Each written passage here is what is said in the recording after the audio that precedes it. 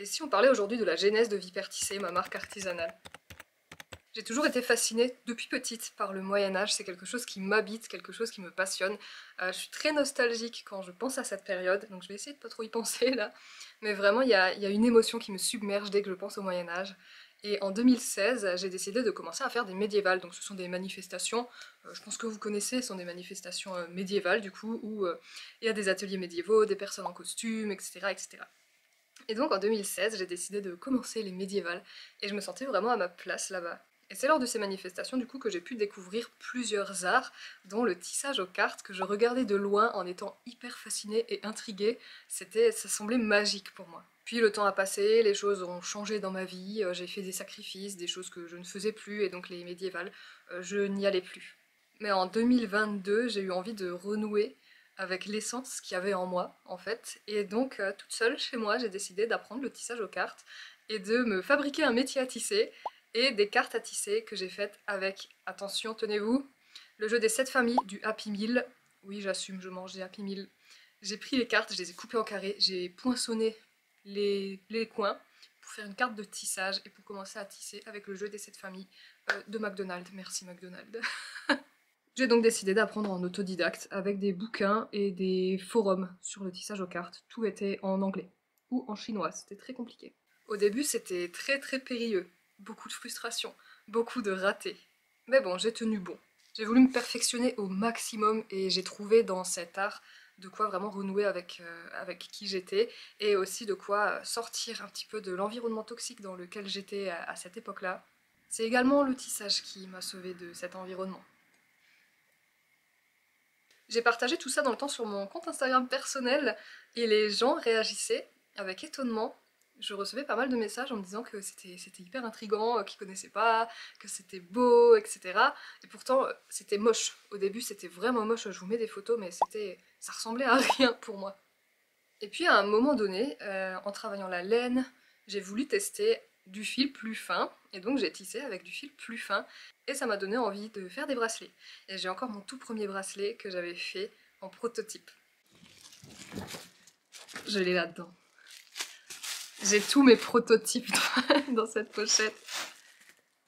Je vais vous montrer ça. C'était ignoble, mais j'étais quand même fière de moi de ça, et puis je l'ai partagé avec fierté en story et tout, alors que vraiment quand je regarde maintenant, pour moi c'est juste dégueulasse. Je vous montre ça. Voilà le tout premier bracelet Vipère Tissé, quand ça ne s'appelait même pas encore Vipère Tissé. Mais donc bon, c'était assez délicat quand même, donc je l'avais mis comme ça, et toute fière, je l'ai partagé en story. Et en fait, je pense que les gens ont ressenti que j'étais passionnée et que j'étais fière, donc j'ai eu plein de messages qui me disaient que c'était beau, que si jamais je décidais d'en vendre un jour, ben ils seraient là pour acheter. Spoiler, ils ont jamais acheté. Puis un jour vint ce message. Je l'ai pas en photo, mais je vais vous le dire. C'était une personne qui m'a écrit en me disant, je me rappelle, c'était coucou, j'ai un mariage sur le thème viking, est-ce que tu pourrais me faire un collier? Et à ce moment-là, je me suis dit, waouh. Alors là, il y a une personne qui serait prête à me faire confiance pour un jour hyper important. Ça déconne plus. Je tisse dans mon salon juste comme ça par passion pour me sortir un peu la tête de l'endroit dans lequel je suis, pour renouer un peu aussi avec mes racines. Et là on me propose de l'argent pour quelque chose que je crée de mes mains. Et donc j'ai fait des prototypes de colliers pour déjà m'entraîner. Et je les ai aussi ici. Alors là, là j'ai trop honte de vous les montrer, mais bon, je vais vous les montrer quand même. Voilà, ah, c'est une catastrophe. Hein. C'est une catastrophe pour ceux qui savent ce que je fais aujourd'hui. Voilà, un petit choker vraiment trop laid.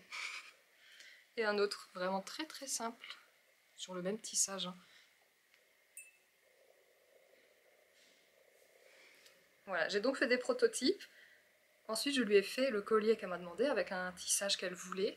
Je vous mettrai une photo du collier. Horrible, j'ai honte, vraiment.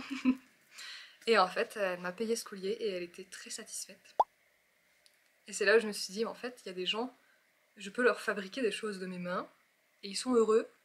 Et en plus, les retours que j'avais, c'était qu'elle se sentait très bien avec, qu'il y avait une certaine énergie, un certain aura qui donnait confiance avec mes colliers.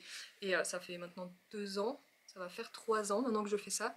Et c'est ce qui revient le plus souvent de mes clientes, c'est qu'elles prennent confiance en elles avec les colliers que je crée, comme celui-ci que vous voyez là, qui est mon best-seller, le modèle Beila, qui représente la déesse du miel, de l'hydromel et des abeilles. Donc il y a les petites abeilles, les alvéoles et la petite fleur. Et vraiment, on me dit toujours que mes créations redonnent confiance, donc je suis trop contente parce qu'elles ont une symbolique assez puissante.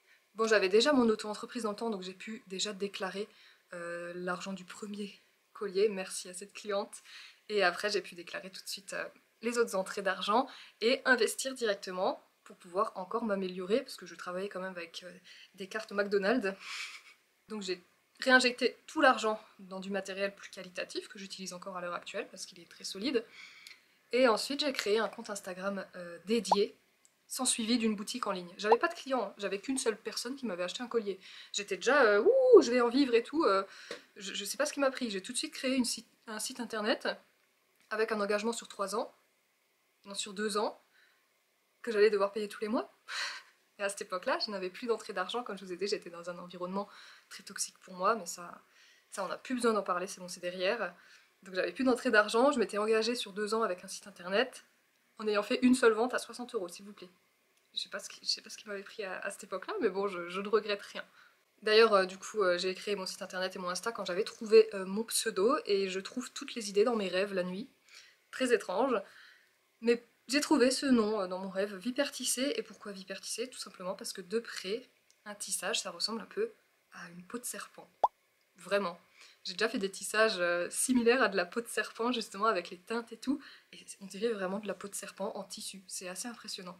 Et donc, c'est devenu Vipère tissée.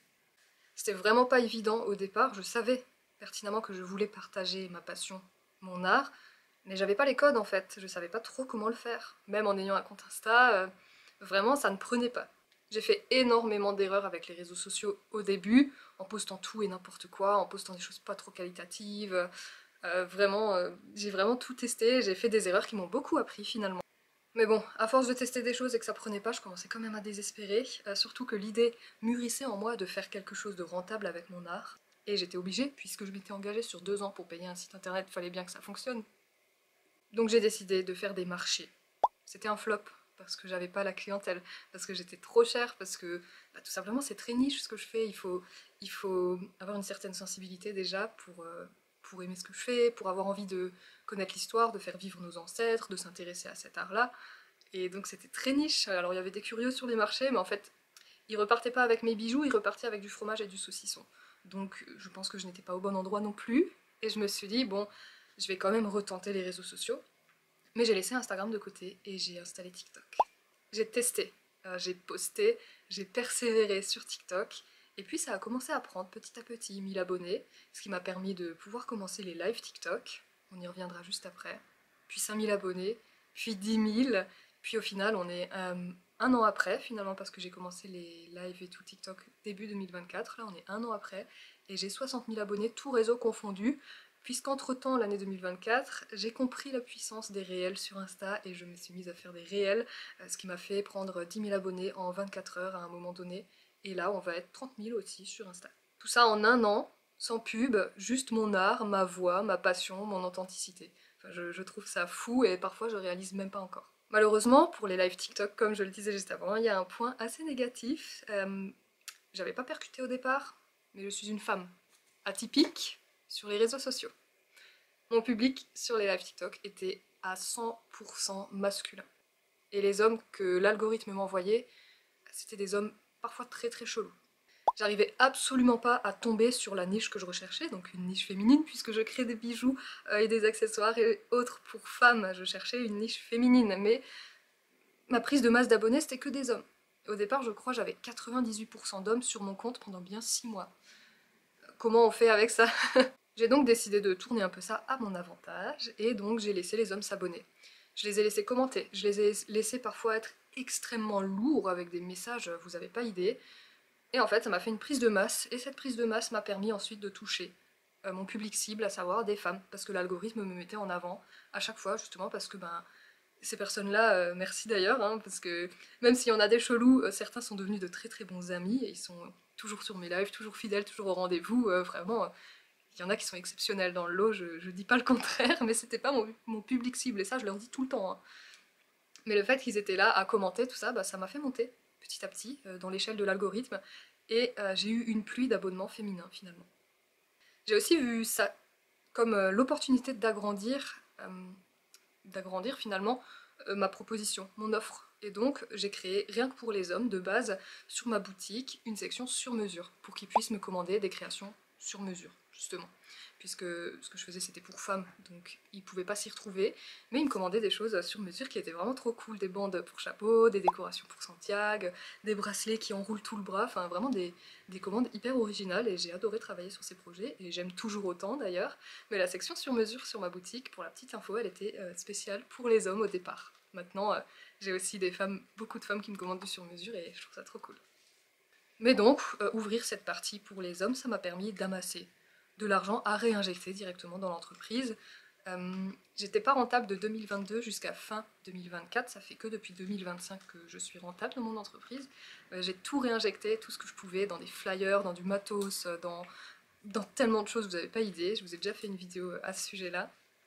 Mais vraiment, j'ai réinjecté tout ça, donc mine de rien, l'aspect négatif d'avoir des hommes chelous qui tombaient sur mes lives, bon, les plus chelous d'entre eux, comme le commentaire que je vous ai mis juste avant, je les ai bloqués, évidemment, mais ça m'a fait découvrir des personnes hyper authentiques, hyper gentilles finalement, et ça m'a permis aussi de développer une partie de mon entreprise que j'avais pas anticipé de développer un jour finalement.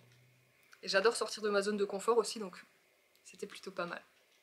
Donc comme quoi, même des situations extrêmement frustrantes, on peut en fait sortir du positif. Aujourd'hui, Hypertissé, c'est plus de 500 clients-clientes satisfaits, c'est plus de 1000 galons tissés, c'est plus de 500 colliers réalisés, c'est aussi des poupées maintenant, c'est des fiches divines, ça s'est vraiment développé plus que je n'aurais pu l'espérer, Dieu merci, c'est incroyable, franchement c'est incroyable. Et c'est aussi et surtout une marque qui permet à nos ancêtres de continuer de vivre à travers nous, à travers vous, et c'est pour ça que je disais au début que mes créations, même moi, je trouve qu'elles ont une énergie particulière parce que vraiment, j'essaye d'insuffler l'âme de nos ancêtres à travers nos créations pour que nos ancêtres femmes puissent continuer de vivre, en fait, à travers nous, à travers vous, et de vous donner leur force. C'est en quelque sorte l'histoire qui continue à vivre et je trouve ça incroyablement beau. Mais j'ai pas juste lancé une marque, au final, j'ai aussi pu sortir d'un environnement qui allait me détruire complètement et j'ai pu renouer avec qui je suis réellement, au fond de moi. Et rien que ça, c'est le plus beau cadeau que cette première cliente ait pu me faire. Alors j'aimerais dire à cette première cliente, à tous ces hommes chelous sur mes lives, et à toutes ces femmes extraordinaires qui ensuite m'ont fait confiance, merci. Merci de m'avoir permis de réaliser un rêve, merci de me permettre jour après jour de continuer à faire vivre nos ancêtres à travers nous, merci simplement de permettre à Hypertissé d'exister. Et j'ajouterai une dernière chose, si tu crois en toi, si tu crois en ton idée, donne-lui la chance de prendre vie. Merci d'avoir écouté cette vidéo. J'espère que ma fierté ne se lit pas trop sur mon visage. J'ai été très contente de vous raconter un peu l'histoire, la genèse de Hypertissé et je suis très contente d'avoir fait cette vidéo parce que ça me permettra de la regarder quand j'aurai des moments de down et que je ne saurai plus où je vais. Je sais que j'ai pas beaucoup de vues sur YouTube, donc cette vidéo en fait je la fais principalement pour moi et donc j'aimerais te dire Gunhild que je suis très fière de toi.